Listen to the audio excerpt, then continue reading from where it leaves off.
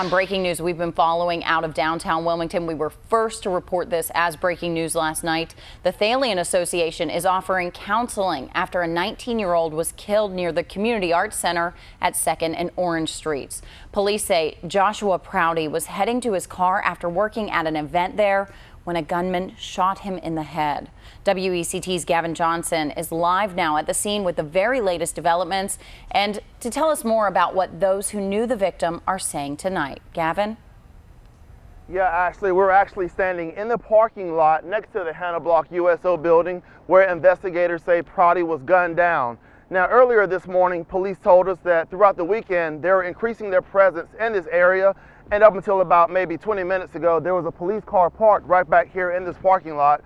So you can see the presence that they were talking about.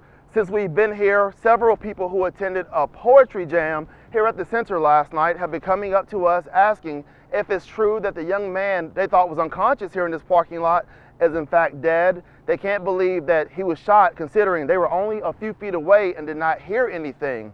Of course, friends are very devastated. They tell us just last week, Proutey was excited about passing his anatomy test. They tell us he's a Marine who was attending college at Cape Fear Community College and was hoping to one day become a doctor.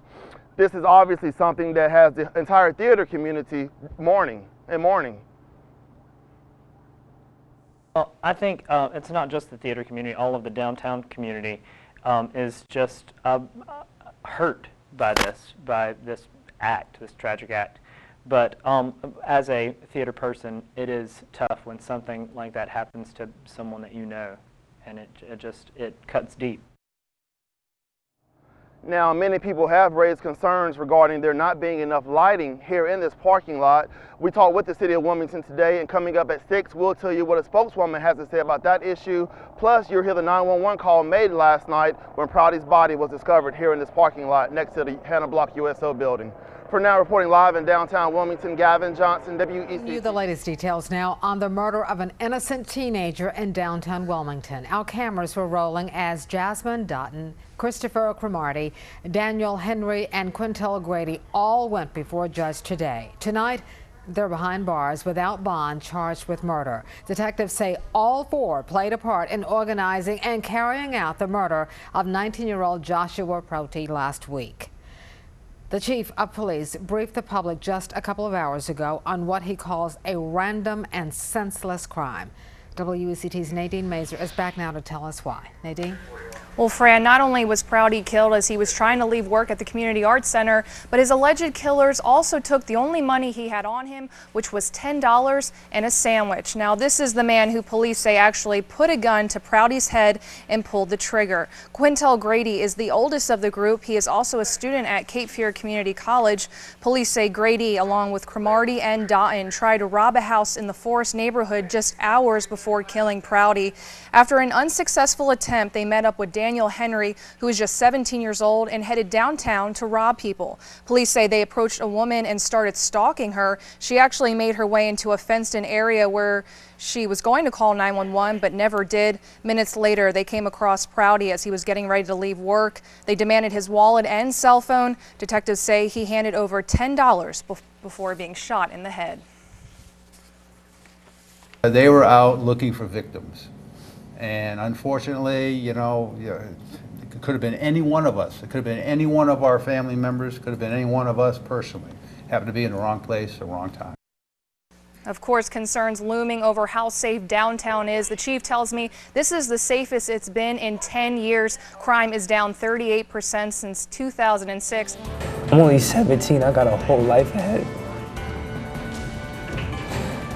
I really did not know this was going to happen, man. One of the people accused of killing a teenager in downtown Wilmington is speaking for the first time. It's an exclusive interview you'll see only on WECT. Daniel Henry is setting the record straight tonight in an emotional and compelling interview from jail. He admits he was there when Joshua Proutey was killed last week, but Henry says he shouldn't have to pay for the crime. WECT's Nadine Mazer has more of the gripping story tonight. Nadine? John Fran, Henry, who is just 17, is taking responsibility for his actions. But when the thought of spending the rest of his life in jail crosses his mind, he says someone else should do the time. My intention was not for nobody to lose their life. It really was not my intention. Every second, that dude's face is in my head. Because that was not my intention. Daniel Henry says he will never forget Joshua Proutey. If I could rewind back, I would listen to my conscience. The damage is done. At just 19 years old, police say Proutey's life was cut short because of one bullet and 4 people. I feel as though I'm not a cold-blooded killer. I'm not. Did I pull the trigger? No. Henry says this man, Quintel Grady, is responsible for the murder. He put the gun to his head and said, "It's a robbery, like, give me what you got." And dude, Josh was like, "Man, I don't have anything. Why y'all, like, y'all robbing the wrong one?" It soon turned into a robbery gone wrong. We're just trying to find out how to make a quick buck, you know? The group took $10 from Proutey, who took 1 bullet to the head. I sat there for a minute. I was stunned, like,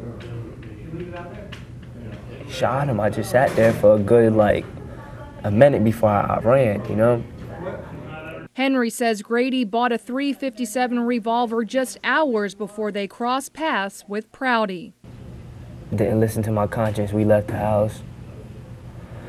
Linked up with a couple so-called friends. These friends are now Henry's cellmates, forced to live with the fact that one family will never see Josh again.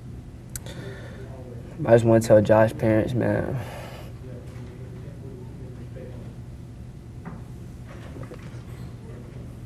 sorry, Miss Proutey.